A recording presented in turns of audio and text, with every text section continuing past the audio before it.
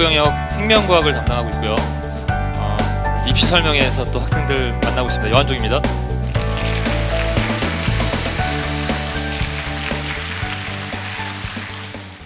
오늘 이 시간에 제가 1시간 좀 안 되는 시간 동안에 입시에 대한 전반적인 얘기를 드리도록 하겠습니다. 여러 번의 입시 설명회가 있을 겁니다. 지금 혹시 예비 고3 손 한번 들어보시겠어요? 네. 표정들 좀 푸시고요. 네. 보시는 것처럼 2017학년도 대입 지원 성공 전략인데요. 2017학년도 대학교 1학년이 될 그러한 수험생들을 대상으로 하는 그러한 이야기가 되겠습니다. 7대3이라고 하는 숫자로 한번 시작을 해볼까요? 우리 예비 수험생들, 이건 무슨 의미일까요? 네, 수시와 정시에 우리 학생들을 얼마나 뽑는지 대학들이 전반적인 이야기입니다. 모든 대학이 다 7대3은 아니고요. 제가 이제 이 지역에 우리 학생들이 가장 선호하는 대학들도 몇 개 대학의 입시를 좀 분석해서 가지고 왔는데 조금 덜 뽑는 학교도 있고 좀 더 뽑는 학교도 있고 좀 차이는 있지만 어쨌든 우리 재학생들을 기준으로 이야기한다면 수시를 빼고 입시를 설명하기는 어렵다, 이렇게 이해하시면 좋을 것 같습니다. 원서 접수 기간이 이렇게 됩니다. 이제 여러분들이 내년이 되겠죠. 여러분들이 이러한 일정을 가지고 입시를 치르시게 될 거예요. 이제 9월 달이 수시 접수 기간이라는 건 좀 우리 학생들이 좀 넓게 기억을 하시면 되겠어요. 그래서 그때는 내가 좀 수능 공부라든지 이런 것들을 좀 집중할 수 없겠다라는 생각도 좀 하시고요. 좀 어수선할 거예요. 수시를 쓰는 아이들이 막 교실에 들락날락거리고 선생님들도 담임선생님들 바쁘시기 때문에 수업 좀 자습도 해야 되는 상황도 생기고, 그런 가운데서도 이제 자기의 어떠한 계획과 실천을 잘하는 친구들이 결국 수능 성적도 좋게 받을 수가 있겠고 입시에서도 좋은 결과를 얻을 수 있겠다, 이 정도로 이해하시면 좋을 것 같습니다. 자, 수시 모집을 중심으로 이 시간은 좀 안내를 드리도록 할게요. 우리 재학생들이 많은 것 같으니까요. 수시 중심으로, 또 정시는 또 이후에 들을 수 있는 기회가 있으실 것 같아서 수시 중심으로 말씀을 드리는데요. 수시는 학생부 위주 전형과 논술 위주 전형, 그리고 뭐 실기 위주 전형이 있는데 보통 학생들이 학생부 위주 전형으로 포커스를 맞춰서 전형을 준비합니다. 최근에 이제 입시가 논술 쪽이 많이 감소되고 있습니다. 그렇기 때문에 내 학생부를 가지고 나는 어떤 수시 전형을 쓸 수 있지? 그런 것들을, 자, 제가 좀 미리 좀 힌트를 드리면 우리 학생들이 지금 2학년이잖아요. 이제 12월 달에 기말고사 보잖아요. 기말고사 본 다음에는 여러분 생기부를 한번 쭉 보세요. 내 비교과 활동이라든지 내 교과 성적 같은 것들이 어떠한 장점이 있는지 그런 것들을 챙겨보시면서 내가 수시에서 어떤 전형을 쓸 수 있을지, 잘 모르신다면 우리 EBS에서 진학상담실이 있기 때문에 여러분이 좀 질문하셔도 대답을 좀 들으실 수 있고요. 또 학교에 계시는 선생님들, 지금 현재 2학년 담임선생님들께 문의해 보시는 것도 좋은 방법입니다. 특히 내가 학생부 종합전형을 쓸 수 있습니까? 라고 하는 질문에 대해서 답을 좀 먼저 찾는 친구들이라면 겨울방학 동안에 조금 부족한 비교과를 좀 채울 수도 있을 거고요.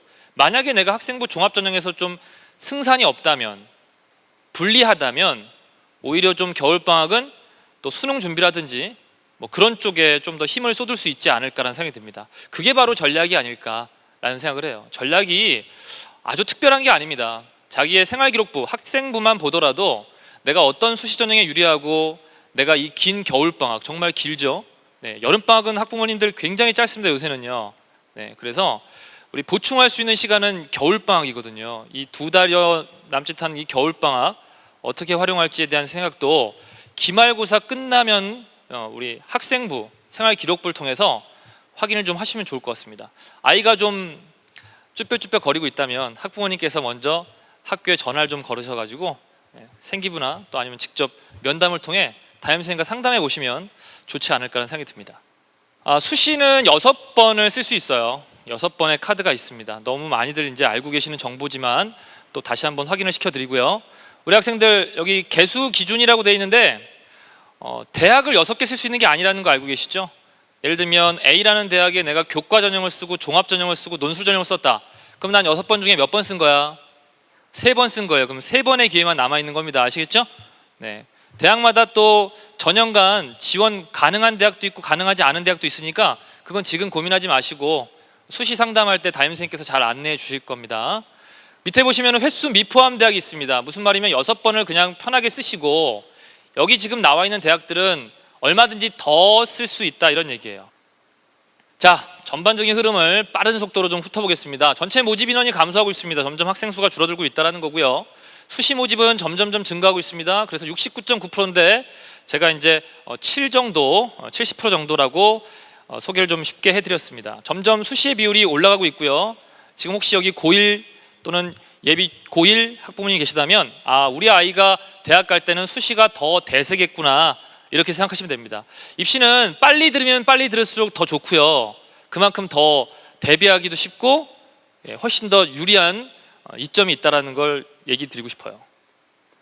학생부 중심 전형의 비중이 증가하고 있다. 학생부 중심 전형은 두 가지가 있습니다. 학생부 교과 전형과 학생부 종합 전형이 있다. 이렇게 머릿속에 정확하게 좀 인지하시고 들어주시면 좋을 것 같습니다. 자, 학생부 교과 전형과 학생부 종합 전형을 지금 보고 계시는데요.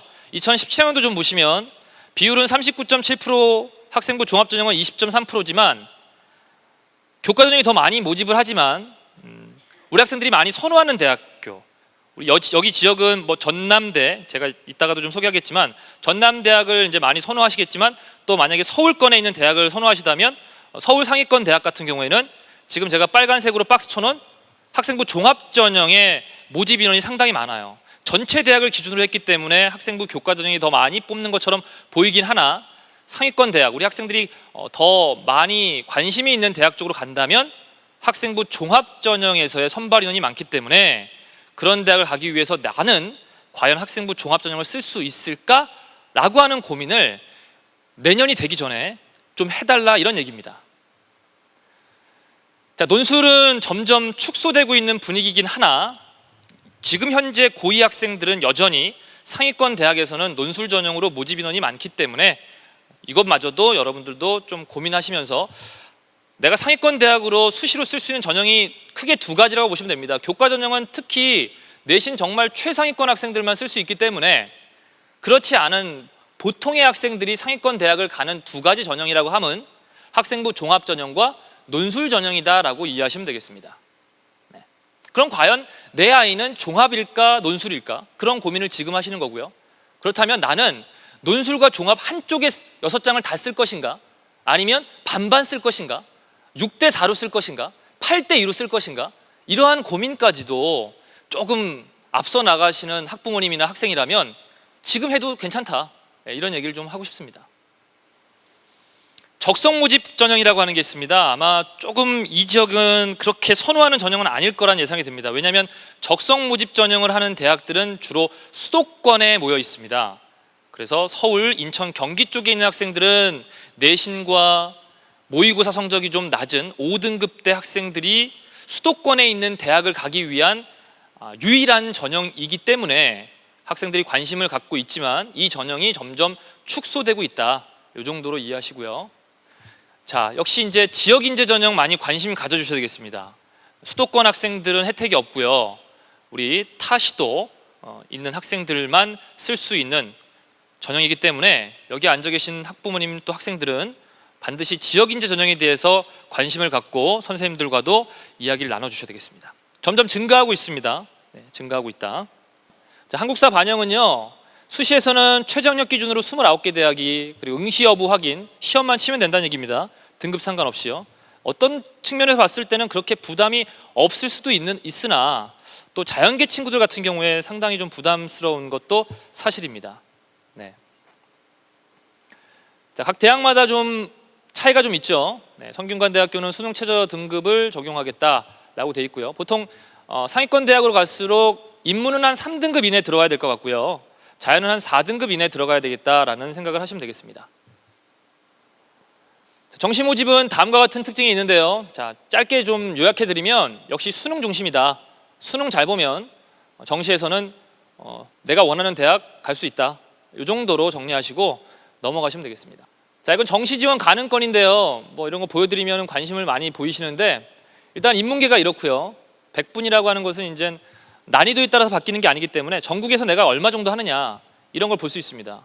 실제 정시에서 내가 원하는 대학, 뭐 서울권 있는 대학들 이런 대학 가기가 만만치 않구나라는 것들만 좀 인식하시면서 수시를 좀 고민을 일단 해보자 이런 취지에서 보여드리는 겁니다. 자연은 조금 여유가 있죠.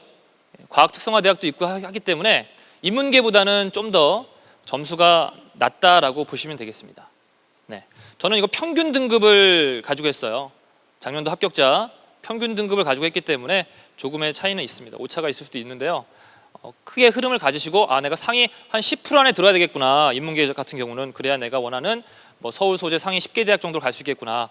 뭐 이런 정도로 이해하시면 되겠어요. 가령 뭐 예를 들면 한 건국대, 동국대 이런 대학은 우리 학생들 많이 좀 들어보셨죠. 이런 데 가려면 상위 한 13% 안에 들어야 되겠구나 라는 거. 100명이면 13등 뭐 이렇게 쉽게 여러분들이 이해하시면서 들어주시면 되겠습니다. 자, 수시 모집을 본격적으로 말씀을 드리겠습니다. 자, 가보죠. 자, 학생부는 증가하고 있다. 학생부 교과 종합 전형이 증가하고 있고 논술이 감소하고 있고 적성이 감소하고 있다. 그건 전체 대학 197개 4년제 대학을 중심으로 이야기를 하는 거기 때문에 조금 더 세부적으로 들여다보겠습니다. 자, 제가 이렇게 한번 나눠봤습니다. 현재 2016학년도 입시에서 서울 6개 대학을 한번 놓고 봤을 때 대학은 어떤 모집으로 학생들을 선발하길 원하고 있는가. 대학마다 좋아하는 입시 전형이 있습니다. 6개 대학은 다음과 같고요. 임의로 뽑은 대학이기 때문에 여러분들 참고해 주시면 되겠습니다. 학종이라고 하는 것은 학생부 종합 전형을 제가 줄여서 표현할 거고요. 그 다음에 수능은 정시라고 보시면 되겠어요. 그 다음에 논술이 있고요. 뭐 특기, 그 다음에 교과가 있습니다. 주목하실 것은 학생부 교과 전형은 아까 30% 이상 되는 굉장히 많은 학생들을 모집했으나 서두에 말씀드렸던 것처럼 상위권 대학으로 감에 따라 오히려 종합 전형이 훨씬 더 많은 학생들을 모집하고 있다는 걸 꼭 기억해 주셨으면 좋겠습니다. 빨간색으로 학생부 종합 전형과 논술만을 표시한 이유는 수시를 중심으로 이야기를 한 거고요. 역시 정시가 줄고 있긴 하나 수능만 잘하면 상위권 대학을 갈 수는 있는 거죠. 그런데 워낙에 그 경쟁이 치열하다 보니까 일단 수시부터 우리가 생각을 하고 고민하는 게 맞겠다라는 겁니다. 수시를 준비한다고 해서 수능을 내려놓는 게 아니기 때문이죠. 논술을 하더라도 수능 최저가 있고요. 네, 교과도 당연히 수능 최저가 있고요. 여러 수시 전형에 수능 최저가 있기 때문에 수능은 기본적으로 하면서 어떻게 하면 좀 더 합격의 확률을 높일 수 있을까, 이런 것들에 대한 고민이 바로 수시 모집입니다. 자, 대학별로 조금 더 세분화시켜서 보면요, 네, 우리 학생들이 좀 선호하는 대학들을 좀 추렸습니다. 왼쪽에 학생부 교과 전형 보시면은 많이 뽑지 않습니다. 그렇죠? 네, 굉장히 적은 인원들만 선발하고 있는 반면 학생부 종합 전형과 논술 전형이 전체 모집 197개 대학을 봤을 때는 굉장히 적은 숫자처럼 보였으나 이렇게 상위권 대학으로 감에 따라 모집 인원이 어느 정도 있구나라는 겁니다. 자, 그렇기 때문에 계속 반복해 드립니다. 왜냐하면 이렇게 입시 설명에 오시면 뭐래도 하나 머릿속에 딱 정확하게 기억하시고 가셔야 되는데 너무 많은 얘기들을 하다 보면은 이 얘기도 기억이 안 나고 저 얘기도 기억이 안 나요. 다시 한번 정리해 드립니다.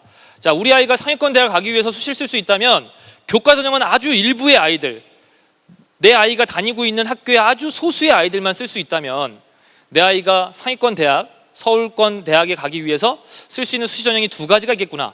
논술과 학생부 종합 전형. 기말고사 끝나고 학생부를 떼어본 다음에 우리 아이가 종합 전형을 쓸 수 있는 아이인지를 한번 생각해 보자. 만약에 그게 힘들다고 판단된다면 우리 아이가 수시에 쓸 수 있는 전형은 뭐가 남는 겁니까? 논술 전형 일단 남는 거죠. 논술 어떻게 붙는 거죠? 대치동 가가지고 사교육받아 붙는 겁니까? 그렇지 않습니다. 꾸준히 준비하면 충분히 승산이 있는 전형이기 때문에 그러한 얘기도 좀 언급을 하도록 하겠습니다. 교과 전형부터 간단하게 소개하겠습니다. 내신 중심 전형입니다. 3학년 1학기까지 내신이 필요합니다. 3학년 1학기까지. 그래서 3학년 1학기까지는 우리 학생들이 굉장히 열심히 합니다. 얼마 전에 저희 학교 졸업고사, 기말고사 봤는데 아이들의 평균이 뚝 떨어집니다. 왜 그런지 아시겠죠? 3학년 1학기까지만 들어가기 때문에 아이들의 집중력은 현격히 떨어집니다. 그때까지만 아이들은 초집중해서 공부하고요. 3학년 1학기 한 학기가 3학년 전체 내신으로 들어가기 때문에 그 영향력이 가장 크다고 볼 수 있습니다. 그래서 내 아이가 지금 2학년 지금 기말고사를 앞두고 있는데 내신은 어느 누구에게도 예외 없이 종합이든 교과든 논술이든 일단 전력을 다해서 준비하셔야 됩니다. 지금 가령 나는 수능 봐서 정시로 갈 거니까 내신 필요 없어. 이거는 착각일 수 있습니다. 입시는 어떻게 될지 모르는 거예요. 준비하시면 됩니다. 어차피 지금의 여러분들의 공부가 다 수능의 연장선이라면 지금 당장 내신을 버리고 수능 공부하는 것이 현실 도피일 수도 있어요. 자꾸 변명거리만 늘리는 게 되는 거죠. 그러지 마시고 주어진 시간에 맡겨진 역할들을 충실히 하시면서 진행하시되 겨울방학부터 여러분의 부족한 공부들, 여러분의 부족한 비교과들 그런 것들을 조금 더 정리하시면서 3학년에 진학하시면 좋을 것 같다라는 생각이 들고요. 수능 최저를 전략적으로 활용하라라는 얘기 뭐냐면 학생부 교과 전형은 합격 컷이 굉장히 높습니다. 정말 전교 아주 손가락 안에 드는 아이들만 쓸 수 있는 전형이라고 알고 있는데 예상보다는 낮음에도 불구하고 합격하는 케이스가 간혹 소개가 됩니다. 그런 아이들 같은 경우에는 수능이 잘 나오는 아이들이에요. 교과 전형 중에 대학의 어떠한 학생들의 눈높이에 비해서 수능 최저가 상당히 높은 대학들이 간혹 있습니다. 네. 그 책에도 좀 실어져 있는데요. 그런 대학 같은 경우에는 수능 최저를 맞추면 오히려 교과 전형임에도 불구하고 합격 컷이 좀 더 눈높이보다 내려갈 수도 있다는 거, 그런 것도 좀 관심 가지시면서 6장의 카드이기 때문에 내가 학생부 종합 전형으로 5장을 썼어요. 그럼 하나 정도 학생부 교과 전형도 한번 고민해 볼 수 있는 그런 식의 전략이 필요하겠다라는 거죠. 대학별 내신 반영 방식이 다르기 때문에 나의 어떠한 내신이 어느 대학에 좀 더 유리할지에 대해서도 고민을 하시는데 지금은 아마 하시기 어려우실 거예요. 지금은 일단 기말고사 최선을 다해서 보시고, 그건 뭐 시간이 좀 더 있어도 괜찮아요. 3학년 올라가셔서도 몇 개 여러분들이 관심 있는 대학들을 좀 뽑으셔가지고 그 대학의 내신 반영 중에 내 내신으로 가장 유리한 대학이 어딜까를 찾아보시면 됩니다. 그건 그렇게 급하지 않아요. 자, 이런 식으로 전형 방법이 있습니다. 뭐 교과랑 수능 최저를 엮은 학교도 있고, 여기 중앙대 같은 경우는 비교과가 있는데 교과 전형인데 비교과가 왜 있습니까? 자, 교과 전형에 포함시켜 놨다는 얘기는 저 비교과는 우리가 일반적으로 알고 있는 비교과가 아니고요. 뭐 출결 정도라고 이해하시면 되겠어요. 네, 거의 만점을 다 받을 수 있는 그러한 비교과니까 교과 중심이구나. 거기에다가 수능 최저가 있으면 수능 최저의 어떠한 수능 최저를 충족하는지 여부도 역시 교과 전형의 어떤 합격, 불합격의 중요한 변수가 되겠구나. 이 정도로 이해하시면 됩니다. 그러니까 첫 번째 가장 중요한 거는 내 내신 점수, 그냥 단순한 그 점수가 좋아야 교과 전형을 쓸 수 있다는 것이고요. 거기에다가 조금 더 나도 쓸 수 있지 않을까? 좀 교과 전형을 쓸 수 있는 학생들보다 조금 낮은 등급에서 고민하는 친구들 같은 경우에 나의 어떤 수능 경쟁력, 모의고사 경쟁력을 보시면서 교과 전형까지도 나의 수시에서 쓸 수 있는 범위로 포함시킬 것인지 아니면 열외시킬 것인지를 고민하자라는 거예요. 자, 보시면 학생부 교과 전형에서의 합격 평균 등급인데요. 이건 이제 올해는 아니고요. 2016학년도의 결과는 아직 우리가 확인할 수 없기 때문에 2015학년도 결과만 가지고 얘기했는데 이 어떠한 내신 컷이 점점 올라가고 있다라고 보시면 되겠습니다. 상당히 높구나라는 것으로 좀 이해해 주시면 좋을 것 같고요. 자연계가 또 마찬가지로 인문계보다는 좀 더 합격의 그 등급 컷이 낮은 것으로 확인되고 있습니다. 논술 전형입니다. 여전히 상위권 대학에서의 주요 전형이다라고 소개해 드렸고요. 논술 위주 선발이기 때문에 내신은 그렇게 크게 반영되지 않습니다. 내신에 좀 약점이 있는 친구들, 뭐 특목고나 자사고에 있는 친구들이 역시 논술 전형으로 많이 합격을 하고 있고요. 왜냐하면 역시 내신 반영 비율이 낮기 때문이다라고 볼 수 있겠고요. 수능과 함께 꾸준히 준비하라 이런 얘기는 뭐냐면 특히 자연계 논술 같은 경우에는 수학이 대세죠. 근데 논술은요, 자연계 같은 경우에는 쉽게 얘기하면 주관식 문제풀이입니다. 풀이 과정과 함께 여러분들이 문제의 답을 맞추시면 그 정답에 해당하는 거겠죠. 그 때문에 글쓰기 연습보다는 오히려 수능 준비를 열심히 병행하신다면 그것이 결국은 수능과 함께 논술까지도 커버할 수 있는 것이 되겠다라고 이해하시면 되겠어요. 인문계 같은 경우는 좀 꾸준히 글쓰기 논술에 준비를 하셔야 되겠죠. 학교에서 글쓰기 논술에 준비가 있다면 꾸준히 겨울방학 보충 수업부터 들으시고 또 EBS에도 논술 커리큘럼이 있기 때문에 한번 들어와서 논술도 한번 활용해 볼 수 있는지도 점검해 보시는 것도 좋을 것 같습니다. 제가 몇 가지 논술 전형 지원 전략을 좀 정리해 봤습니다. 도움이 되셨으면 좋겠는데요. 첫 번째로 수능 최저 기준 유무 및 수준을 고려하라. 네. 논술 전형은 대부분 수능 최저가 있습니다. 물론 없는 대학도 있으나 수능 최저가 있으면 좀 더 합격의 가능 유무를 판단하는 데 유리합니다. 내가 수능 최저를 맞추면 그만큼 실질 경쟁률은 떨어집니다.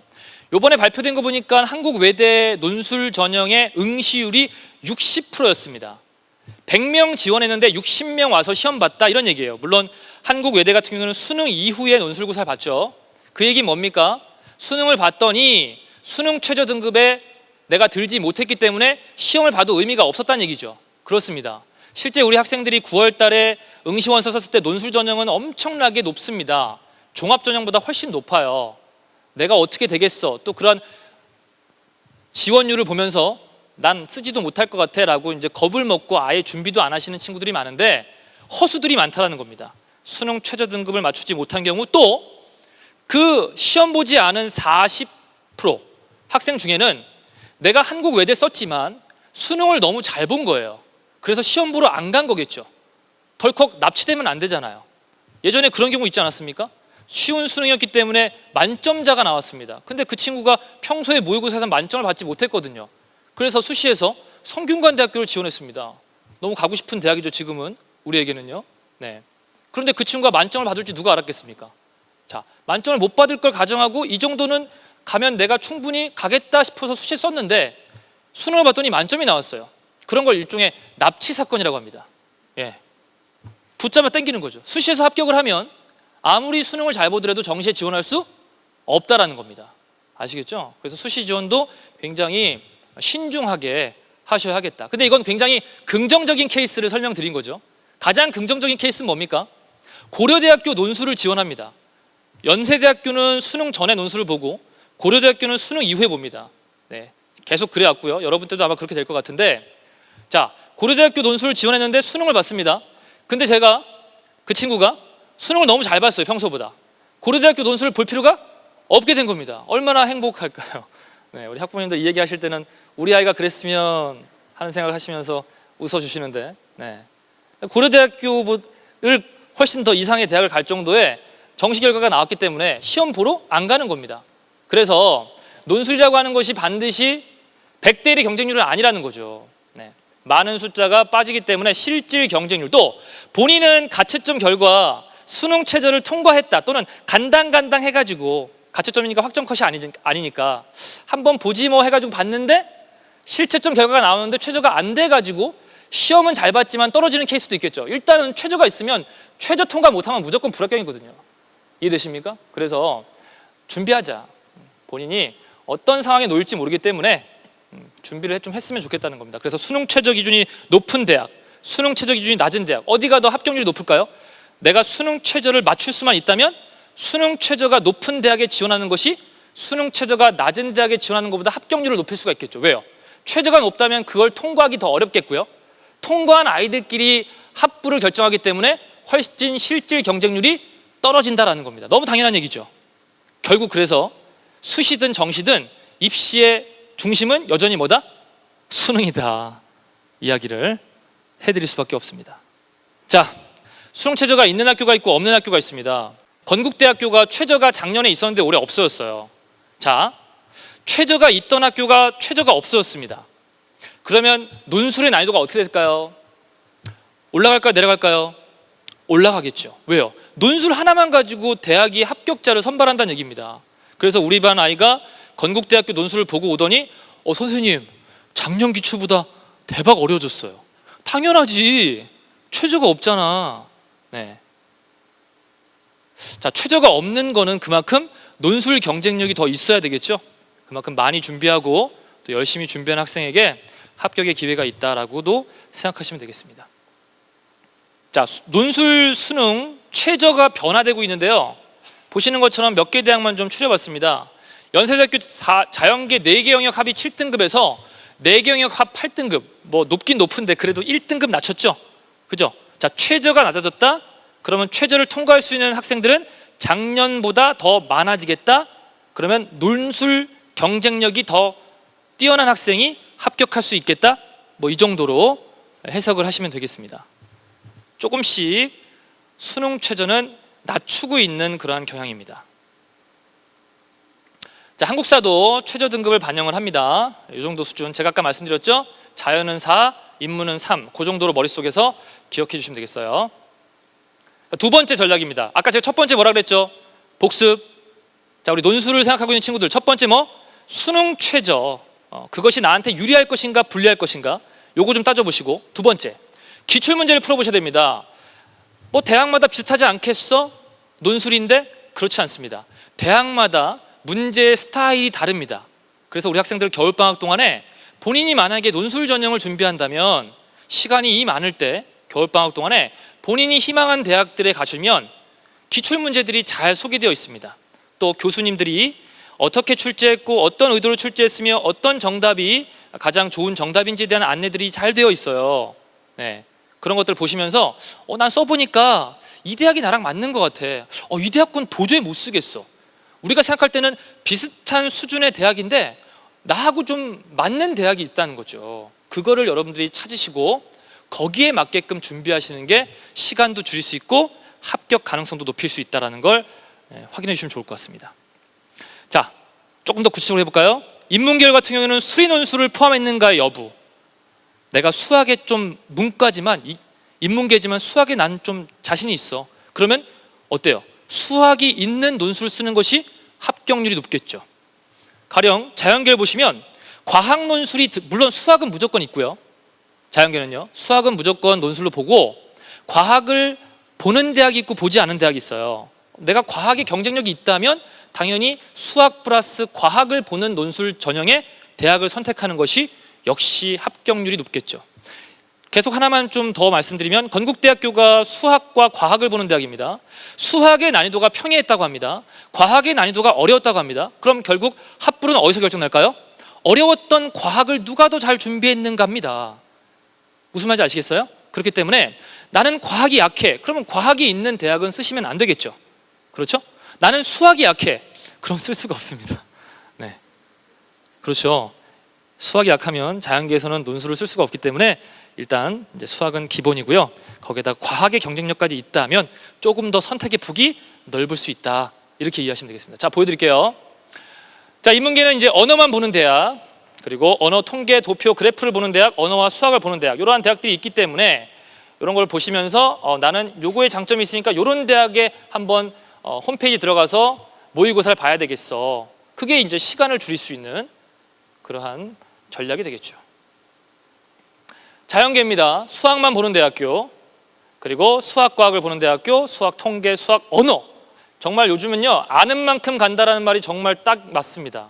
학부모님도 또 학교에 있는 선생님도 또 우리 친구들도 여러분이 아는 만큼 좋은 전략으로 대학에 진학할 수 있는 시대가 됐습니다. 내가 어느 선생님과 어떤 전략으로 어떤 준비를 통해 하느냐에 따라 똑같은 점수를 가지고도 대학의 차이가 상당한 차이가 있을 수 있다. 이게 요즘의 입시다라고 보시면 되겠어요. 적성고사는 다음과 같습니다. 이것도 마찬가지로 논술만 가지고 학생들을 뽑듯이 내신은 좀 무력화되고 적성고사라고 하는 하나의 대학별 고사만 가지고 당락이 결정되는 그러한 전형입니다. 수능과 유사한 어떤 출제 패턴을 가지고 있는데요. 수능과 다르다면 우리 학생들은 아마 적성고사의 정보가 좀 없을 텐데 수능은 보기가 5개지? 그쵸? 예, 적성고사는 보기가 4개입니다. 네, 좀 더 편안하죠? 예, 근데 변수는 참 어디에서 나타나느냐면요. 을지대학교 성남 캠퍼스에서 이제 적성고사를 본 저희 반 학생이 선생님 당황했어요. 왜 당황했어? 평소 저희들이 쓰던 OMR 카드보다 칠할 칸이 너무 컸어요. 예. 컴퓨터용 사인펜으로 칠하는 칸이 평소에 봤던 것보다 너무 컸다는 거예요. 학부모님이 제 얘기 들으시면서 뭐 크면 더 칠하면 되지. 자, 적성고사는요 60분에 60문항을 풀어야 됩니다. 네, 무슨 말이냐면 조금 이제 이해가 되십니까? 결국은 시간 싸움입니다. 그러니까 아이가 그냥 일반적인 OMR 카드 생각했다가 갑자기 너무 커진 거예요. 당황했겠죠. 시간이 자꾸 가니까 칠해야 되니까 공간을. 우리 학생들은 좀 더 이해가 되실 거예요. 그런 변수까지도 있답니다. 입시가요 준비한 만큼 그만큼 당황도 적게 할 수 있고 준비한 만큼 한 문제를 더 맞춰서 합격을 할 수 있는 그런 변수가 너무 많아요. 자, 그래서 주로 국어와 수학을 보고요. 수능의 한 80% 난이도라고 보시면 되겠고 영어를 보는 대학이 있고 보지 않은 대학이 있습니다. 이것도 전략적으로 내가 좀 다른 아이들에 비해서 나랑 비슷한 등급을 가지고 있는 아이들에 비해서 영어에 난 좀 자신이 있어. 그러면 적성 보는 대학 중에 영어가 있는 대학에 지원해야 되겠고요. 그죠? 난 영어에 좀 약점이 있어. 그럼 어떻게 해야 됩니까? 영어가 없는 대학에 당연히 지원을 하겠죠. 아주 일반적인 이야기인데요. 한 이 정도의 수준의 아이들이 보통 적성고사에 지원을 하고 시험에 응시하고 있다는 건데요. 참 공교롭게도 이 내신을 무시할 수가 없는 게 내신이 실제 적성고사의 당락의 변수가 아님에도 불구하고 학교에서 지도를 하면서 아이들을 이렇게 적성고사에 보내보면 합격한 아이들이 있거든요. 저희 학교도 합격한 아이들을 보면 내신이 좀 좋은 아이들이 붙습니다. 참 묘해요. 적성에 내신이 실질 반영 비율이 매우 낮음에도 불구하고 가령 이런 겁니다. 4등급과 5등급을 보내놓으면 4등급이 붙더라. 4등급, 5등급과 6등급을 보내놓으면 5등급이 붙더라. 이런 겁니다. 그래서 제가 거짓말을 못하겠습니다. 내신 낮은 애들 6등급, 7등급도 써도 됩니다. 저는 그런 얘기는 못하겠고요. 저희 학교의 기준으로 봤을 때 등급이 좀 더 좋은 애들이 같은 시간 준비했을 때 합격을 해서 오더라라는 걸 볼 수가 있습니다. 자, 이러한 대학들이 적성고사로 학생들을 모집합니다. 학부모님들 좀 들어보셨던 대학도 있을 것이고 좀 낯선 대학도 있을 텐데요. 분교 중에서 고려대학교 세종 캠퍼스랑 홍익대학교 세종 캠퍼스라는 게 있고요. 아래에 저희가 빨간 글씨로 제가 해놨죠. 금호공대랑 서울의 한성대학교라고 있거든요. 이 대학교는 이제 폐지가 됐고요. 신설된 대학이 삼육대학교입니다. 모집 인원은 다음과 같습니다. 적성에서 학생들이 가장 가고 싶은 대학은 가천대학교일 겁니다. 저기 경기도 성남에 있습니다. 요건 뭐냐면요, 왜 학생들이 적성 하느냐, 내신이 좀 안 좋은 학생들, 수도권에 입성하고 싶은 친구들, 왜 그 친구들이 마지막 수시로서 적성을 붙드느냐, 요것 때문입니다. 등급당 문항수를 보시면은 하나만 예를 들면 가천대학교 같은 경우에는 내가 0.8문항만 다른 친구보다 더 맞추면 내신 등급을 맞출 수가 있다는 거죠. 0.8 문항만 맞추면 내가 4등급이고 저 친구가 3등급이에요. 내가 저 친구보다 0.8문항만 더 맞추면 내신에 불이익이 없다, 이런 뜻입니다. 그래서 그만큼 적성고사가 우리 학생들에게 굉장히 매력적으로 다가오는 건 사실이나 역시 이것도 어느 정도 준비가 되셔야 합격을 보장할 수 있다라고 보시면 되겠어요. 여기 보시면 홍익대학교 같은 경우는 7.6문항을 더 맞춰야 되는 거예요. 저 친구가 3등급이고 내가 4등급이에요. 내가 저 친구의 내신을 따라잡으려면 적성고사로 7문제를 더 맞춰야 나랑 같은 위치에서 경쟁할 수 있다는 얘기니까 이런 건 뭐라고 보시면 될까요?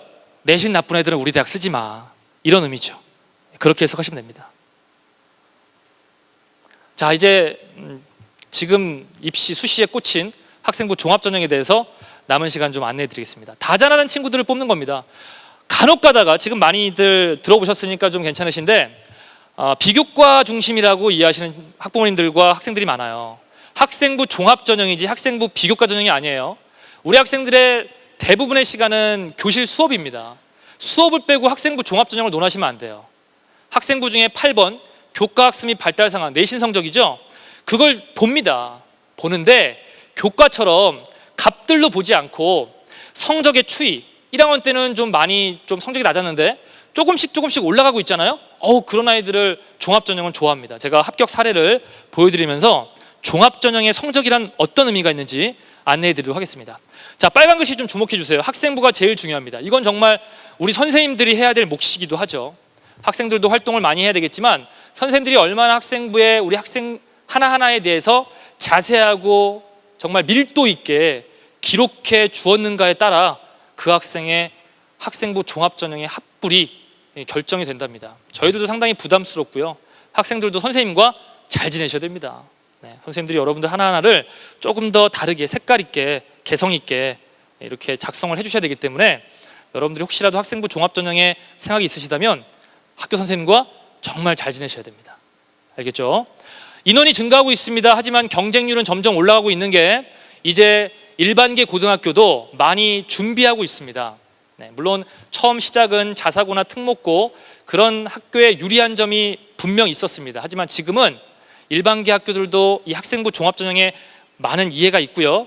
그래서 잘 준비된 학교들이 좋은 결과를 내고 있다라고 보시면 됩니다. 그래서 그 학교, 여러분이 지금 다니고 있는 학교에 올해 여러분 선배들의 학생부 종합전형의 결과를 여러분들은 그대로 또 따라가시게 될 거예요. 무슨 말이냐? 어떤 선배가 나랑 똑같은 동아리에서 나랑 비슷한 비교과 활동을 가지고 있으며 나랑 비슷한 내신 성적을 가지고 있다라면 아무래도 그 선배가 썼던 대학의 1단계라든지 최종 합격 결과가 나에게도 그대로 전달되는 게 아니겠습니까? 그래서 다른 학교의 자료들보다도 여러분이 다니는 학교의 자료가 가장 여러분들의 어떠한 기준이 될 것이다 라는 걸 꼭 이해하시고 선생님들도 그러한 자료들을 계속 누적시켜서 여러분들이 내년에 고3이 되시면 여러분들과 그 기준에 하에서 상담을 해주실 거예요. 이런 학생부를 가지고 있는 선배가 이런 결과가 나왔다. 그러니까 너는 가능성이 어느 정도 있겠다. 또는 너는 학생부 종합전형에서 가능성이 많이 없다. 이런 설명이 가능하시겠죠. 자, 이런 식으로 이제 서류라고 하는 것은 학생부가 일단 기본이고요. 서류의 기본은 학생부고요. 그 다음에 자기소개서라는 게 있고요. 대학마다 좀 차이는 있지만 교사 추천서라고 하는 것이 있는 대학도 있습니다. 뭐 그 정도로 보시고, 서류로만 뽑는 대학도 있지만 대부분의 대학들은 일단 서류로 합격자가 10명이라면, 최종 합격자가 10명이라면 한 3배수, 한 30명 정도에게 1단계 합격자라고 명단을 통보합니다. 그러면 어떤 전형의를 주고 그 학생들 30명을 불러다가 면접을 합니다. 자기소개서에 대한 확인 면접이라든지 아니면 그 전공에 대한 어떤 기초 지식 같은 것들을 물어보는 거죠. 그걸로 이제 10명을 추리는 게 되는 겁니다. 그런 식으로 입시가 진행된다라고 보시면 되고요. 자, 가장 적합한 학생은 기본적으로 두 가지입니다. 제가 강조해 드리는 게 교과를 무시해서는 안 됩니다. 어느 정도 학업에 대한 역량을 가지고 있으면서 공부만 한 것이 아니라 학생회 활동, 또 동아리 활동, 뭐 각종 교내 대회 이런 데 정말 열심히 어떠한 일정한 방향, 자기의 어떠한 진로에 대한 고민과 함께 진행했던 그런 주도적인 학생들을 선발하고자 만들어낸 취지는 굉장히 좋은, 학교생활 충실한 학생들을 뽑고자 하는 그러한 전형입니다. 예를 들어 드리겠습니다. 아주 좀 기본적인 예입니다. 자, A 학생과 B 학생이 있습니다. 두 학생이 같은 과에 같은 대학에 지원했다고 합시다. 자, 보시는 것처럼 발전 가능성, 이게 아까 제가 봤던 학생부 교과 전형과 종합 전형이 내신을 반영하는 방식의 차이입니다. 자, 내신 평균 등급이 왼쪽 친구는 1.5등급, 오른쪽 친구는 3등급입니다. 만약에 이 두 친구가 교과 전형을 썼다면 당연히 한 명만 합격한다면 누가 붙습니까? 왼쪽 학생이 붙습니다. 당연하죠. 그런데 이 두 친구는 종합 전형을 썼고 그 과는 간호학과입니다. 됐습니까? 자, 이 친구 왼쪽 친구는 1학년 때 1등급, 2학년 때 1.5, 3학년 때 2등급, 굉장히 우수한 친구긴 하나 조금씩 성적이 하락하고 있는 반면, 오른쪽에 있는 친구는 시작은 4등급에서 출발했지만 계열이 구분되면서 점점 내신 받기 어려워지는 상위 학년으로 감에 따라 점점 임팩트 있는 결과, 의미 있는 결과들을 만들어내고 있습니다. 대학은 이 오른쪽에 있는 친구를 주목합니다. 발전하고 있구나. 이게 바로 종합전형입니다. 아시겠어요? 그래서 다시 한번 반복해 드린다면 여러분들의 2학년 2학기 기말고사와 여러분들의 3학년 1학기 내신을 절대 여러분들이 포기하시거나 무시하시면 안 된다는 겁니다. 네. 전공적 합성 보실까요? 생명과학, 생물, 간호학과입니다. 아무래도 생물의 등급이 좋은 학생이 전공의 어떤 적합성에서 좀 더 좋은 점수를 받았겠고요. 경험의 다양성, RCY 부장, 뭔가 봉사활동과 관련된 활동들이 이 친구가 좀 더 우세하네요. 비교하면서 점점 점수를 매기겠죠. 입학사정관이. 계속 지금 오른쪽에 있는 친구가 조금씩 더 점수 가점이 되고 있습니다. 그렇죠? 여러분들이 한번 입학사정관이 되셔서 왼쪽 학생과 오른쪽 학생이 간호학과를 지원했고 어떤 학생을 뽑겠는지 한번 객관적으로 보십시오. 그럼 대본에 답이 나옵니다. 자, 밑에 보시면 이 학생이 이제 간호학과 가기 위해서 지속적으로 어떠한 봉사활동을 했다라는 거 하는 것도 이제 소개를 하고 있습니다. 자, 왼쪽 친구 같은 경우에는 우주관측 동아리를 했습니다. 오히려 저 친구는 좀 더 전공을 바꿨다면 어떨까요? 그렇죠? 간호학과가 아니라 좀 더 저쪽과 관련된, 물리 쪽과 관련된 그러한 지원을 했다면 왼쪽 친구는 합격을 했을지도 모르겠습니다. 네. 자, 이제 가장 좀 학부모님께 관심 있는 자료죠. 아주 따끈따끈한 자료입니다. 올해 입시에서 결과를 낸 친구들입니다. 이건 실 자료고요. 자, 보시면 내신이 2.3입니다. 자, 모의고사가 이 정도가 나왔습니다. 네, 9월 모의평가입니다. 3년 동안 반장했습니다. 학생의 선도부장을 했습니다. 네, 반크 집행부, 중앙대학교 부동산학과를 최종 합격했습니다. 네. 그리고요, 여기 보시면 이 친구와 면담을 해보니까 이런 표현을 썼습니다. 학교 인재상에 주목하여 자소서를 작성했습니다. 대학마다 원하는 인재상이 있습니다. 이건 이제 여러분들이 시간이 있으실 때 원하는 대학교에 한번 홈페이지 방문해 보세요. 그러면 그 대학의 건화기념, 그 대학의 어떠한 인재상 같은 것들이 있기 때문에 이 종합전형을 쓰는 친구들은 정말 그 대학의 건화기념과 인재상에 자기가 100% 동의한다 라는 그런 자꾸 마음속에 다짐을 하면서 거기에 자꾸 맞추려고 노력을 해야 됩니다. 내가 그런 학생이 되려고 마음가짐을 바꾸셔야 돼요. 그리고 학과 커리큘럼 중에 법에 대한 과목이 많아서 각종 대회를 주관하는 데 있어서 원리 원칙을 중시한다라고 하는 것을 자소서에 강조했답니다. 네. 그리고 동아리의 구성원이 아니라 리더로서 활동했던, 뭔가 자기가 주도적으로 대회를 집행하고 행사를 진행했다라고 하는 것을 어필했다는 거죠. 안 했다는 걸 했다라고는 할 수는 없겠지만, 우리 학생 중에서 내가 학생부 종합전형이 가능할까라고 하는 것을 고민하는 친구들이 있다면 저는 이 얘기를 해드리고 싶어요. 너가 너희 학교의 유명 동아리에 가입했다고 해서 학생부 종합전형을 쓸 수 있는 게 아니야. 너가 어떤 동아리든 상관없어. 네가 자율적으로 동아리를 만들어가지고 정말 소수의 모임으로 네가 생각할 때는 별 볼 일 없는 활동을 했을지언정, 너가 뭔가 주도적으로 집행부의 역할을 했다면 너는 학생부 종합을 쓸 수 있지만, 너희 학교에서 가장 잘 나가는 동아리에 넌 그냥 하나의 구성원일 뿐이라면 사실 너는 가능성이 없다라는 얘기를 해드리고 싶어요. 조금 이해가 되십니까? 네. 무조건 좋은 동아리, 큰 동아리에 내가 소속되어 있다는 것만으로 나는 학생부 종합전형이야 라고 생각하지 말았으면 좋겠다는 거예요. 자, 동아리 집행부였답니다. 이 친구는요. 네. 모의유엔 주간, 모의법정 주간 뭐 이런 것들을 했다라고 되어 있고요. 자, 그 다음에 보시면은 이 친구 이제 광운대학교 전자재료공학과를 이제 합격했고요. 지금 계속 기다리고 있습니다. 굉장히 다양한 활동, 잡다한 활동을 많이 했다고 했어요. 여러 개의 활동에 참여했다고 했고요. 좋아하는 과목의 교과 성적이 특히 높아요. 주목해 주세요. 교과 안 보는 거 아닙니다. 그리고 저는 이거라고 봐요. 특징, 고1 때 2.75, 고2 때 2.65, 3학년 때 1.9. 와우. 자, 담임들이 이런 성적을 보면 오케이, 넌 종합이야 라고 판단합니다. 여러분의 성적도 선생님 저 조금씩 오르는데요? 그게 쉽지 않습니다. 그런 것들도 민감하게 좀 보시면서 여러분들이 좀 판단해 주시면 어떨까라는 생각이 들고요. 하나 더 볼까요? 이 친구는 내신보다는 모의고사가 좀 더 잘 나오는 친구였고요. 제가 지금 가로쳐 놓고 쓴 건 뭐냐면 6장의 카드를 이 친구는 종합 2장 쓰고 논술 4장 썼어요. 네, 이것도 굉장히 중요합니다. 이 친구가 논술을 4장 썼다는 얘기는 그만큼 종합에 좀 자신이 없었기 때문이고, 아니면 본인이 모의고사가 잘 나왔기 때문에 최저를 맞출 수 있겠다라고 생각을 했던 거죠. 그렇죠. 엄청나게 많은 고민과 갈등 속에서 수식 카드를 쓴 겁니다. 근데 어쨌든 결과는 어디서 나왔어요? 종합에서 나왔어요. 논술은 불합격했는데 본인은 논술에 좀 더 유리할 거라고 생각을 했으나 종합 2개 쓴 거에서 터진 겁니다. 중앙대학교 전자전기공학부에 최초 합격을 했습니다. 동아리 활동을 굉장히 꾸준히 했고요. 이런 대회도 좀 주목해 주시겠어요?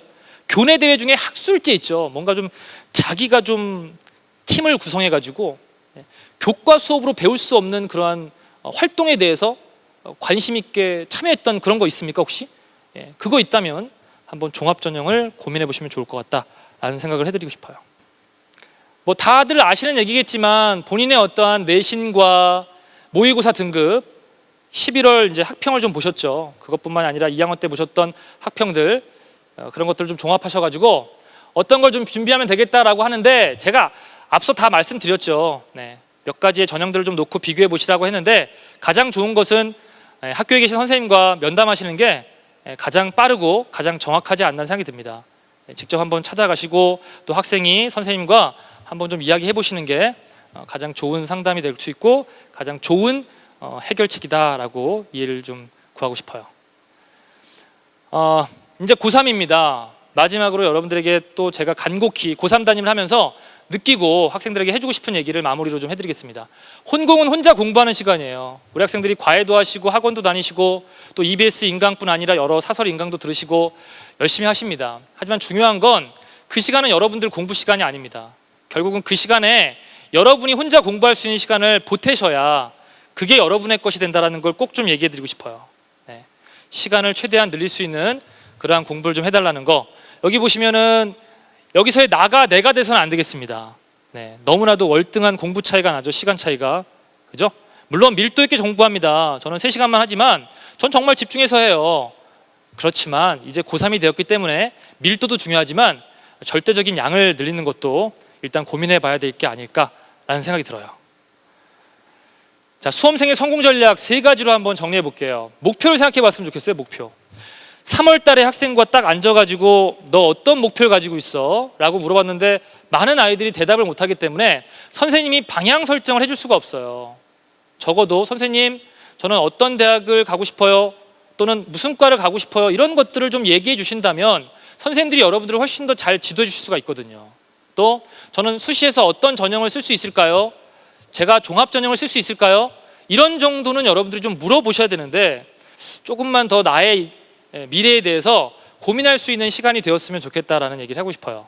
두 번째로 계획을 하셔야 됩니다. 절대 계획 없이 인강을 들으시거나 또는 뭐 과외 후에 여러분들 복습 시간, 뭐 모든 내신고사 시험, 모의고사 준비 절대 안 되는 거 아시죠? 반드시 계획성 있게 준비해 달라라는 부탁을 드리고 싶어요. 단 1년만 하시면 됩니다. 길게 하라는 거 아니죠? 딱 정해진 시간. 여러분들은 끝이 있어요. 그죠? 예, 끝이 있기 때문에 조금만 참고 자, 내가 1년만 한번 해보자 라는 각오를 다지셨으면 좋겠어요. 이 자리를 통해서. 마지막으로 세 번째, 타협하시면 안 됩니다. 이어폰 꽂고 노래 들으면서 야간 자락사하는 친구들이 너무 많은데 여러분 두 가지 할 수가 없습니다. 노래 들을 때는 노래만 듣고 수학 문제 풀 때는 수학 문제만 푸시고, 그리고 핸드폰 자꾸 보시고 또 인강 보시고 멀티되는 친구들 있죠? 예, 그러시면 안 됩니다. 공부 환경부터 좀 잘 만들어 놓으시고 주변 정리 좀 잘 하신 다음에 공부 30분을 하더라도 집중해서 하시면 여러분들 훨씬 더 좋은 결과가 나올 것 같다는 생각이 들어요. 자, 이게 제 이메일 주소입니다. 김보성이랑 얼굴만 바꿨는데, 네. 우리 EBS도 여러분들과 함께 할 겁니다. 여러 가지 여러분들을 위한 수능 개념 강의뿐 아니라 논술, 또 여러분들 입시 상담, 그리고 아까 얘기했던 뭐 여러분들의 궁금한 점들을 우리 진학지도 선생님들께서도 잘 안내해 주시고 계시니까요. 혼자가 아닌 수험생활이기 때문에 여러분들이 함께 잘 헤쳐나갔으면 좋겠습니다. 네, 긴 시간 들어주셔서 감사하고요. 좋은 결과 있었습니다. 감사합니다. Teachers on the sky.